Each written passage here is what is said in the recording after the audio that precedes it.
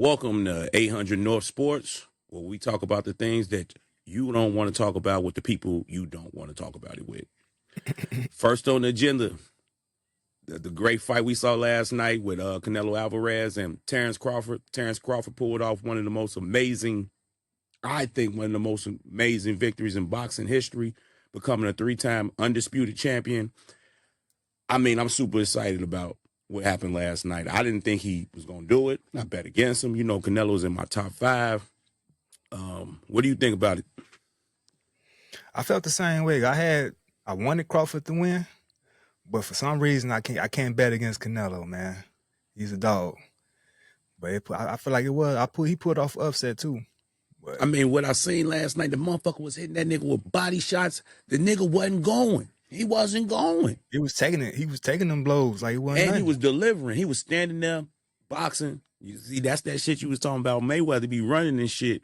Nah, nigga, that's just boxing, nigga. Let me let this nigga get this work. I mean, it's similar, but it ain't the same.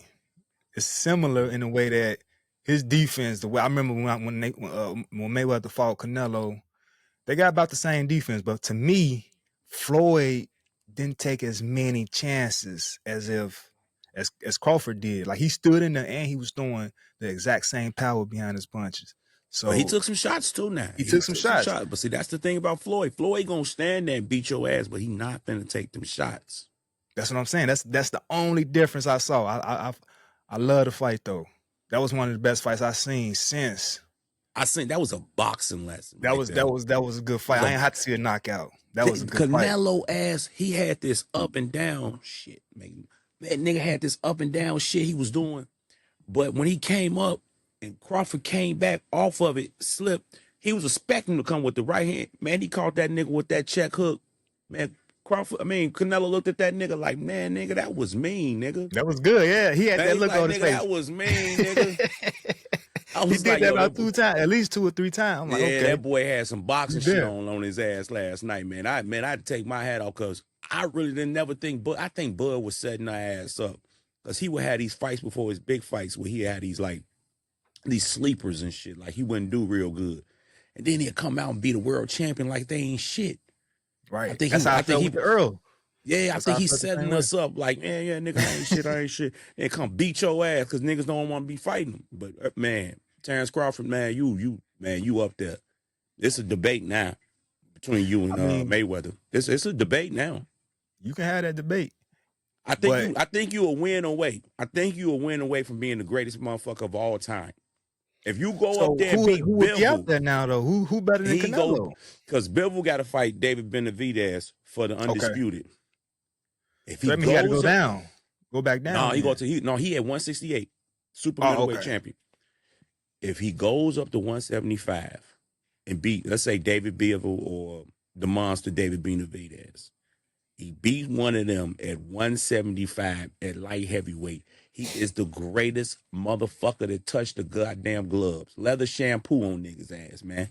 All upside their motherfucking head. Niggas, I ain't seen shit like this, man. I just thought he was gonna get his ass whooped, man. You niggas don't jump up 4 weight classes, G. 4 weight classes. That's what I'm saying. That's impressive. That's some Roy Jones shit. And Roy Jones, when he did it, he kind of lost his power when he went up to light heavy. But I don't see. I feel like Crawford is probably a natural at that weight. I don't know because he was unfazed. His weight looked good. His weight didn't look. It looked real. It didn't look like he been trying to get down to them weights. It looked like this way. Right. So I was amazed by that because they gonna have to give him the big money. Because if let's say because you got Bivol and David Benavidez coming up. Mm-hmm. Whoever win that shit is gonna be undisputed at light heavyweight. That's what 7 more pounds. So Crawford ain't really got that bag yet. He ain't really got the big bag like. But nigga, like that's Canelo. the biggest bag, the biggest fight. That's crazy, man. That's crazy. I'm nigga. I don't know. I think he can go up there and do it because I seen David Benavidez and I seen Bivol versus Crawford. Canelo. He ain't really whitewash him like this. That was a good fight, man. They had 115, 113. That shit was crazy, man. That's what amazed me. I'm like, how you see this 115 and 113? Crazy work, man.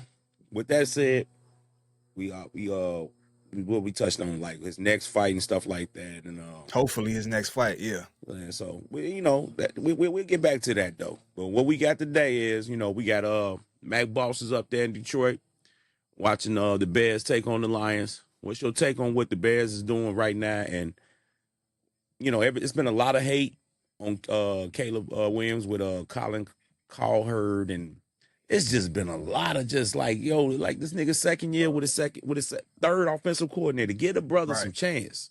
So what you think? I know you ain't. I know you. He only within what 18 games, 18 games. Right. Yeah, 18 games. He played every game last year. I feel like it's a huge overreaction to one game. You know what I mean? One, he looked better than a lot of quarterbacks out there. They are like C.J. Stroud, for instance. He looked better than a lot of quarterbacks that they already had to not self-proclaim, but to proclaim, oh, this is the next one. You know what I mean?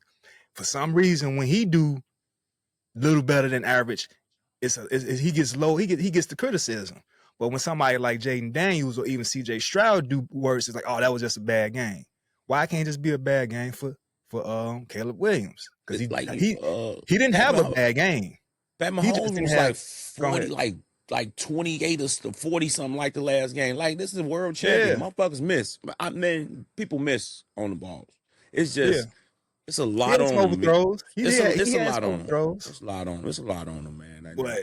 I wouldn't trade this man for nobody. Nobody. He's so young. He's athletic. He's willing to learn. I ain't had no quarterback like this.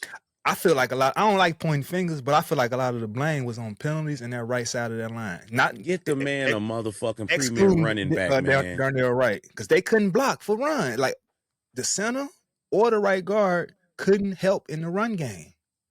They was getting blew up. Number one pass defense in the league, man. That run defense, that Minnesota shit, y'all niggas underestimate them. Niggas is decent. Niggas decent. Right. They did their thing, but I thought the defense let up on us. I thought not having Jalen Johnson in our corners and TJ, man, we didn't have TJ either, man. TJ was huge not having him. Yeah, so we got everybody back pretty much tonight, so we're gonna see how things run in tonight. Oh, TJ back tonight? I didn't even see the roster. So we should be. I thought I heard Tom Thayer say he was I know back. Jalen back. I know Jalen back. Questionable for Cal, but I think he probably played. But I ain't hear about TJ. Okay, gonna make a difference. This lady got 3 damn dogs now and shit. That's some other shit. They dog levels, man. Man, they got them little shitty ass little motherfucking dogs. Man, don't judge me. But I need for some a better run game. I need for some better run blocking. That's what I want to see. That's what I'm gonna be paying attention to right now. And the fact that I want to get Caleb out of the scripted plays. I want to see him have more better improvisation on his plays. Do you think he's good at improvising? But for some reason, when it's not scripted, I don't know. I got to see some better play out of him with that. That's not scripted. All right. Do you think that the Bears should tailor some of the offensive plays towards what Caleb do best instead of just all this play action? I understand that's the crazy thing about. Okay, play action works if it worked. If it works, it worked. But my man used to an air raid. And you trying to run play action. Ben Johnson, first day on the job, said he's tailor making the offense, and I didn't see that. I just didn't see that the first game. Like this don't look. I see the same on Detroit play action shit, and I told you, nigga called that play action shit against a blitz a couple of times. I said, damn, if you want a shotgun, you can see this shit. He darting these niggas. He got to turn around and come back, all that shit. They catching him. He running out the damn back of the way, splitting this nigga, jumping this way. This nigga was out there on some magician shit, getting away from all that damn. Works. Do you understand? They didn't sack this nigga. No, really. He had one sack because he just made a mistake, stepped out of bounds. And then the other really sacked this nigga, and they was on his ass. And the nigga didn't throw no interceptions or nothing. And that's what a lot of people don't talk about. Caleb don't really throw that bitch away, though. You don't throw that motherfucker away. When the last time Caleb got intercepted? You can't even remember. He only had, 5 last year? Man, you can't even remember, man. That nigga Peyton Manning had 42 of them bitches the first 2 years. That's why I So said niggas got to understand the greatness though. we're gonna see it. We're gonna see it. I'm just giving them my thing is I'm gonna give them 6 games. I want to see 6 to 8 games and see if I see an improvement on the with the overthrows. Because for me, I get when Tom Brady said I actually Shannon Sharp said this too. If you throw it to my back shoulder, I know I got danger on this side. If you throw it to the right, the other shoulder, I know I can go and skirt it and be gone. It seemed like Caleb got to get better accuracy when he's doing that. Like you can't just lay it out all the time when you're going down the middle. And I feel like he was putting some of his receivers in jeopardy with them overthrows. So he got to really lock that down and just be like, all right, throw it low. If you see somebody trying to take my head off, throw that mark low so I can, catch it on the ground and go down and not get killed. I feel like one of them plays, DJ Moore got crushed. I think he just got the wing knocked out of him because he came back. You know what I mean? But he got crushed trying to, go on the overthrow.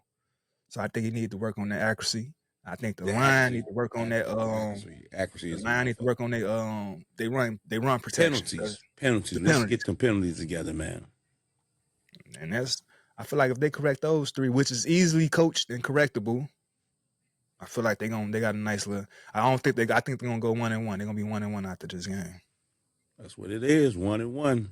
This is 800 North Sports. Because we out here. This is almost game time, fam. Yeah, it's almost game time. I gotta check this chicken, man. We out of here, baby. We out here. 800 North Sports, baby. Check us out. Yeah.